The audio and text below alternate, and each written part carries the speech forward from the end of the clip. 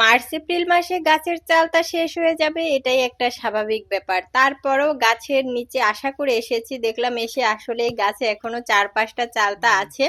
তো গাছের নিচেই আমরা 3-4টা চালতা পড়ে থাকা দেখলাম, সেগুলোকে কুড়িয়ে নিয়ে আসলাম। এই যে দেখুন, আমার একটা ছোট্ট পিসিমণি, সে কিন্তু আমাদের চালতাগুলোকে কেটে ধুয়ে পরিষ্কার করে দিচ্ছিল।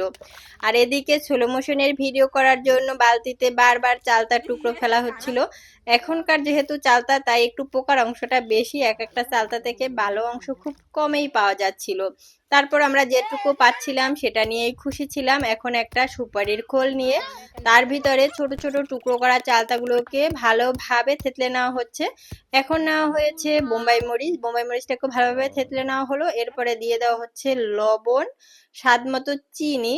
এখনকার চালতা অনেক মিষ্টি হয়, শেষের চালতাগুলো অনেক মিষ্টি হয়ে থাকে, তাই চিনির পরিমাণটা কম দিলেই হবে, আর না দিলেও সমস্যা নেই, এতটাই মিষ্টি।